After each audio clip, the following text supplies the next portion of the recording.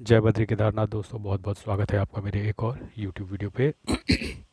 दोस्तों आज जैसा कि आप लोग जानते हैं कि 18 मार्च हो चुकी है और 17 मार्च तक का मेरा म्यूचुअल फंड पोर्टफोलियो अपडेट हो चुके हैं। दोनों ही पोर्टफोलियो ग्रो ऐप और एंड मनी ऐप, दोनों ही पोर्टफोलियो में वीडियो में आपको आगे दिखाऊंगा। फिलहाल बात कर लेते हैं निफ्टी 50 की। जैसा कि दिख रहा है सुबह लगभग 9:45 बजे का समय है और निफ्टी में बहुत ज़बरदस्त तेज़ी बनी हुई है। लगभग 0.81% अप है, 182 पॉइंट। सेंसेक्स जो है 586 पॉइंट अप है। बैंक निफ्टी जो है 570 पॉइंट अप है।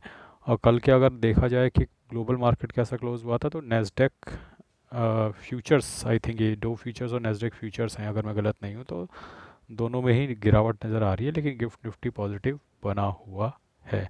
और कल डो एंड एस&पी भी कल अच्छा ही क्लोज हुए हैं रात में, अगर आप देख रहे हैं तो डो को। तो आई थिंक ग्लोबल क्यूज़ भी पॉजिटिव ही थे। उसके अकॉर्डिंगली हमारी मार्केट में थोड़ी बढ़ोतरी देखने गई है। और दोस्तों डेटा ऐसा सजेस्ट कर रहा था कि हमारे जो रिटेलर्स हैं वो उन्होंने कॉल सेल कर रखी है काफ़ी ज़्यादा और पुट बाय कर रखी है। तो कॉल सेल करना और पुट बाय करने का मतलब है कि वो नीचे का दांव लगा कर बैठे हैं कि मार्केट बियरिश होगी।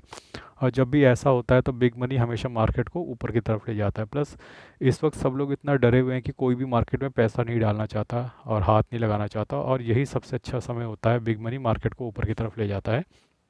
इसीलिए नियमित तरीके से किया हुआ इन्वेस्टमेंट इस वक्त आपको गेन दे सकता है। इसीलिए SIP are always successful in every type of market, चाहे वो बियर मार्केट हो, बुल मार्केट हो। एसआईपीज आपको हर तरह की परेशानी से उबारने में हेल्प करते हैं। आइए देखते हैं अपने एफआई के डेटा को। तो कल एक बहुत ही नेगेटिव न्यूज़ सामने आई है कि एफआई ने कल 4400 करोड़ की लगभग कैश में सेलिंग कर दिया और उसके अगेंस्ट हमारे डीआई ने लगभग 6000 करोड़ की बाइंग करी है।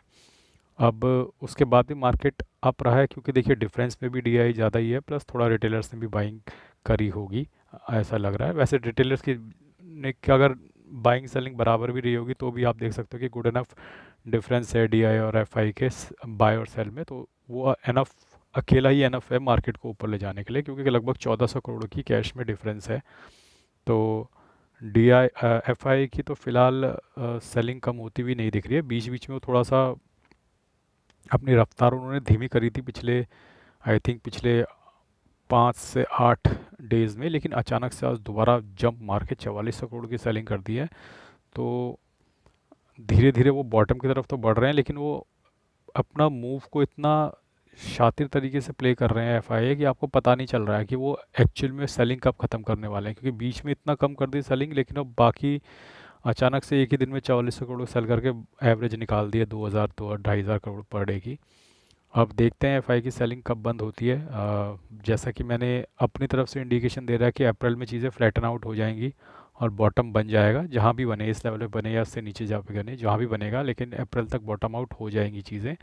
और उसके बाद आप देखेंगे कि मार्केट या तो कंसोलिडेशन फेज में जाता है या फिर रिकवरी जल्दी लेता है, वो देखने वाली बात होगी। लेकिन April is a crucial month.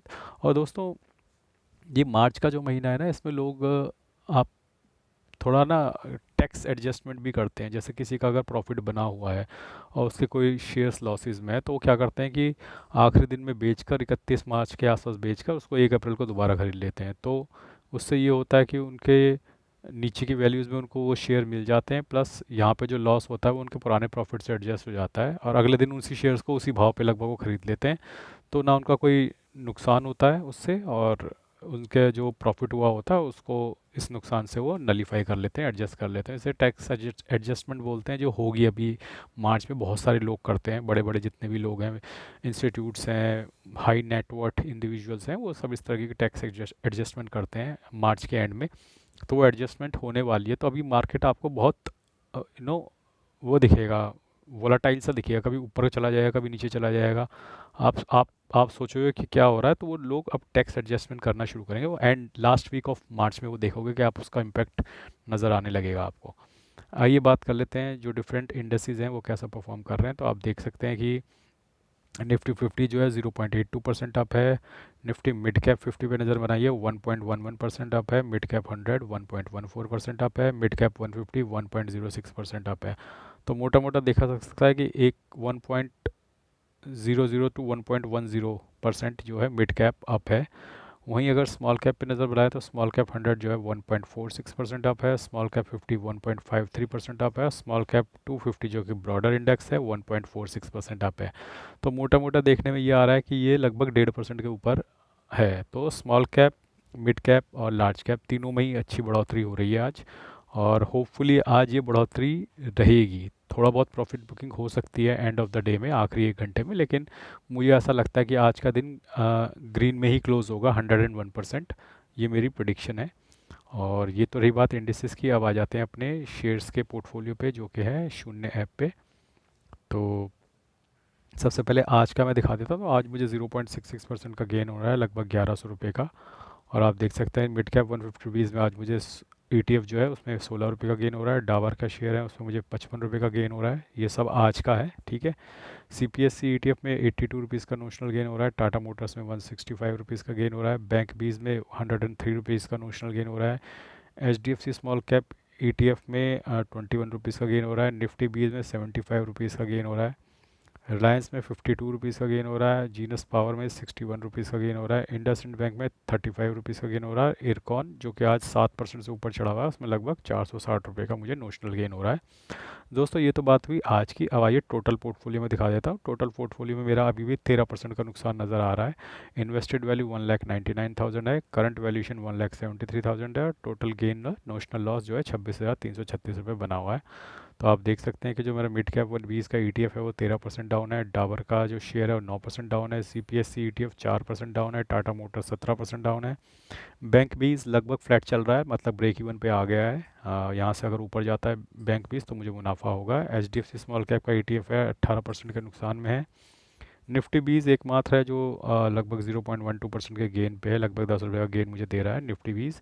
Reliance 3% के नुकसान में है लगभग। जीनस पावर 45% के नुकसान में। इंडसइंड बैंक 39% के नुकसान पे। इरकॉन 39% के नुकसान पे। तो सबसे मोटा जो नुकसान है वो इधर नज़र आ रहा है, genus power, IndusInd bank, IRCON. हालांकि बहुत ज़्यादा इन्वेस्टमेंट मेरी इनमें नहीं है, सिर्फ इंडसइंड बैंक में थोड़ा सा पैसा मैंने ज़्यादा डाला हुआ है। बाकी होपफुल हूँ कि मैं इसमें रिकवरी आएगी, थोड़ा समय लगेगा। और बाकी जो मेरा मोटा पैसा है वो तो रिलायंस में ही लगा हुआ है, 50% से भी ज़्यादा पोर्टफोलियो। तो रिलायंस में बहुत ज़्यादा नुकसान नहीं है, 3 साढ़े 3% नीचे नज़र आ रहा है। तो जैसे ही रिलायंस में रिकवरी होती है पूरा पोर्टफोलियो आपको ग्रीन में दिखता हुआ नज़र आ जाएगा।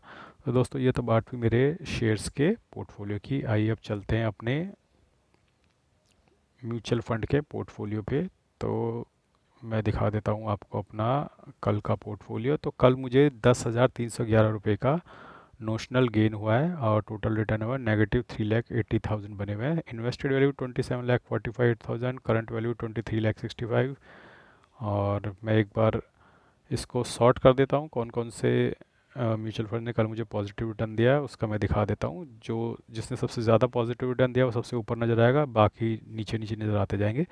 तो आप देख सकते हैं HSBC large and mid cap ने लगभग 1750 रुपये का नोशनल गेन दिया है। एडलवेज मिड कैप 1000, पराग पारिक 367, कोटक एमर्जिंग इक्विटी 327, बंधन core equity 385, Invesco India 58, Nippon large 1252, HDFC mid cap 605, Canara Robeco 242, Nippon India growth 196, Invesco India mid cap 246, HDFC large and mid 821, bank of India 489, Motilal Oswal BSE 180, Motilal Oswal mid cap 1000, HDFC large and mid 597, Nippon India Power and Infra 16, Quant mid cap 407, Aditya Birla Sun Life PSU 224, Quant large and mid 136, ICICI Prudential Bharat 26, Invesco India PSU equity 67, Motilal Oswal Nifty 26, Tata small cap 23, Nippon India small cap 58, HDFC defence -2 रुपये, मदन small cap -58, Quant small cap -124, Quant infrastructure -102। तो ये सब मिल मिला के कल मुझे 10,311 रुपये का नोशनल गेन हुआ है। आइए चलते हैं अपने इंड मनी ऐप के म्यूचुअल फंड पोर्टफोलियो पे, जहाँ पे मेरी करंट इन्वेस्टमेंट चल रही हैं। और जैसे कि आप देख सकते हैं कि 1,61,000 मेरी इन्वेस्टेड वैल्यू है, और 1,54,000 जो है मेरी करंट पोर्टफोलियो वैल्यू है। लगभग 4% का नुकसान मेरे पोर्टफोलियो में यहाँ पे नज़र आ रहा है। और आप देख सकते हैं कि 75,900 रुपये की मेरी SIPs लगी हुई हैं, जिसमें से 29,200 रुपये की SIPs कंप्लीट हो चुकी हैं। तो ये सारे म्यूचुअल फंड्स हैं मेरे पास। आप देख सकते हैं जो डेली का चेंज है वो आपको ऊपर नज़र आ रहा है। जैसे ICICI प्रूडेंशियल ब्लू चिप में वन डे चेंज 108 रुपये, और ये ओवरऑल पोर्टफोलियो की वैल्यू और कितना नुकसान इस पर मुझे हो रहा है आपको नीचे नज़र आ रहा है। उसी तरीके से निप्पॉन इंडिया लार्ज कैप में 129 रुपये का कल मुझे यहाँ पे गेन हुआ है, और नीचे पोर्टफोलियो में कितना नुकसान है ओवरऑल इस म्यूचुअल फंड के अंदर वो यहाँ पे नज़र आ रहा है। पराग पारिक में कितना मुनाफा हुआ है और ओवरऑल ये कितना नुकसान हुआ है यहाँ पे नज़र आ रहा है। Aditya Birla Sun life PSU, ये भी इस पे भी नज़र आ रहा है। इसे टाटा गोल्ड ईटीएफ एकमात्र मेरा म्यूचुअल फंड जो प्रॉफिट में है इस वक्त, क्योंकि ये पोर्टफोलियो ज़्यादा पुराना है नहीं, तो इसमें आप देख सकते हो कि टाटा गोल्ड का जो ईटीएफ है वो लगभग 2.5% के मुनाफे में है। और ये ईटीएफ लिखा हुआ है क्योंकि ये ईटीएफ को फॉलो करता है, लेकिन ये टाटा गोल्ड का म्यूचुअल फंड है, ईटीएफ नहीं है। तो ये मेरा मुनाफे में चल रहा है। मोतीलाल ओसवाल के आप देख सकते हैं, Nippon India small cap, Invesco India large and mid, HDFC mid cap, Nippon India growth, GM flexi cap, Kotak emerging, Edelweiss small cap, Kotak small cap, Bank of India small cap, Canara Robeco, HSBC small, Bandhan core, SBI small cap, Edelweiss mid cap, Invesco mid cap, Tata small cap. तो इस तरीके से आप देख सकते हैं कि मेरे सारे म्यूचुअल फंड्स यहाँ पर आपको नज़र आ रहे हैं। और आइए आपको दिखा देता हूँ कि मेरी एस जो चल रही है, जैसा कि मैंने आपसे वादा किया, प्रॉमिस किया कि मैं हमेशा आपको अपनी एस दिखाता रहूँगा, ताकि आपको भरोसा रहे कि मैं सिर्फ हवाई बातें नहीं करता हूँ बाकी यूट्यूबर्स की तरह। जो मैं बोलता हूँ वो मैं करता भी हूँ, और उसका मैं सबूत हर वीडियो में आपको दिखाता रहता हूँ। तो आप देख सकते हैं कि निप्पॉन इंडिया लार्ज कैप की मेरी एस आज कट गई है 600 रुपये की। ICICI प्रूडेंशियल ब्लू चिप की एस 18 मार्च को मेरी कट गई है। एडलवेस स्मॉल कैप की एसआईपी भी आज मेरी कट गई है। तो आज मेरी 3 ही एसआईपी कटी हैं। अब देख सकते हैं कि कल भी मेरी एसआईपी लगी हुई हैं। अ, और ये 2 एसआईपी तो मेरी चल जाएंगी, एचडीएफसी मिड कैप की, निप्पॉन इंडिया लार्ज कैप की। इसके अलावा जो मेरी डेली एसआईपी है वो यहाँ पे दिख नहीं रही है, ये जो ऊपर निप्पॉन इंडिया लार्ज कैप और आईसीआईसीआई प्रूडेंशियल ब्लू चिप, ये डेली एसआईपी हैं, ये कल ही नज़र आएंगी। तो कल आपको यहाँ पे 4 एसआईपीज़ नज़र आएंगी, जैसे आज आपको यहाँ पे 3 एसआईपीज़ नज़र आ रही हैं।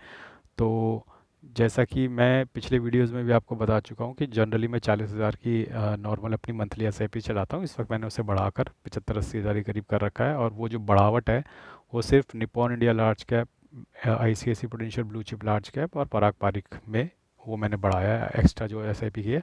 बाकी जो मेरी मंथली 40,000 की नॉर्मल एसआईपीज़ हैं वो लार्ज, मिड, स्मॉल और फ्लेक्सी कैप उसमें निरंतर जारी हैं, तो वहाँ पे मैंने कोई चेंज नहीं किया है। और बाकी मैंने आपको ऑलमोस्ट सब कुछ बता दिया है। बाकी मेरे इसके अंदर मैं आपको शेयर्स का पोर्टफोलियो भी दिखा सकता हूँ ऑल ब्रोकर्स में अपना। तो ये मेरा एक ग्रो ऐप अकाउंट है। जो ग्रो ऐप पे म्यूचुअल फंड में आपको दिखाता हूँ वो मेरी वाइफ का अकाउंट है। ये वाला जो ग्रो ऐप के म्यूचुअल शेयर्स में आपको दिखा रहा हूँ ये मेरे अकाउंट में पड़े हैं। तो आप देख सकते हैं इसमें HDFC बैंक के 2 शेयर पड़े हैं, रिलायंस इंडस्ट्रीज़ के यहाँ पर भी 59 शेयर पड़े हुए हैं, रिलायंस पावर के भी 27 शेयर पड़े हैं, टाटा मोटर्स के 26 शेयर पड़े हैं, टाटा स्टील्स के 15 शेयर पड़े हैं, यूनिट टेक के भी शेयर पड़े हैं। तो टाटा स्टील्स मेरा प्रॉफिट में है इस वक्त यहाँ पे, रिलायंस पावर भी प्रॉफिट में है, रिलायंस इंडस्ट्रीज़ भी प्रॉफिट में है यहाँ पे, और नहीं, रिलायंस इंडस्ट्रीज़ प्रॉफिट में, HDFC बैंक प्रॉफिट में है। तो मेरा HDFC बैंक और टाटा स्टील, और हाँ ये 2 मेरे प्रॉफिट में है यहाँ पे, Reliance Power, Tata steels and HDFC bank. तो ये शेयर्स मेरे प्रॉफिट में है यहाँ पे। तो आई थिंक मैंने आपको अपना ओवरऑल पोर्टफोलियो सारा दिखा दिया है, म्यूचुअल फंड का भी दिखा दिया है। और उम्मीद है दोस्तों आपको ये वीडियो पसंद आया होगा। और बाकी मैं आप लोगों को धन्यवाद करना चाहता हूँ दोस्तों, क्योंकि मैं जो स्क्रीन के ऊपर आपको फ्लिपकार्ट का लिंक दिख रहा है जहाँ पे मैं म्यूचुअल फंड से रिलेटेड बुक्स और फाइनेंशियल प्लानिंग से रिलेटेड बुक्स के लिंक्स देता हूँ, और मैं हमेशा बोलता हूँ कि अगर आपको वो नहीं लेना है तो आप कुछ और भी शॉपिंग कर सकते हैं उस लिंक के थ्रू जाके। तो मेरे बहुत सारे सब्सक्राइबर ने मुझे काफ़ी सपोर्ट किया, और वहाँ जाकर उन्होंने बहुत सारी अलग अलग चीज़ें खरीदी है। हालांकि बुक तो एक ही बंदे ने खरीदी है म्यूचुअल फंड की, लेकिन उसके अलावा जो 99.99% बाइंग है वो अलग अलग चीज़ों की है। कोई मसाले खरीद रहा है, कोई टी शर्ट खरीद रहा है, कोई पंखे खरीद रहा है, लेकिन उससे एक सपोर्ट, एक कमीशन मुझे मिलता है 1 या 2% के आसपास, जिसका मैं आप लोगों को बहुत बहुत धन्यवाद करना चाहता हूँ।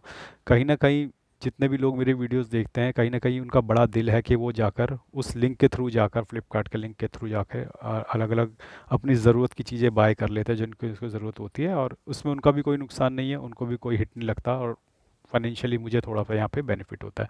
तो एक बार फिर से तहे दिल से आप लोगों का धन्यवाद। आज के वीडियो में भी मैं कुछ स्क्रीन पे आपको म्यूचुअल फंड की बुक्स या फाइनेंशियल प्लानिंग रिलेटेड लिंक दिख जाएंगे, लेकिन एक बार फिर से मैं बता दूं कि अगर आप उस लिंक के थ्रू जाके कुछ भी लें, चाहे आम पापड़, जीन्स, टी शर्ट, तो हर चीज़ पे मुझे कमीशन मिलता है और आपके भाई को सपोर्ट रहता है, फाइनेंशियल सपोर्ट।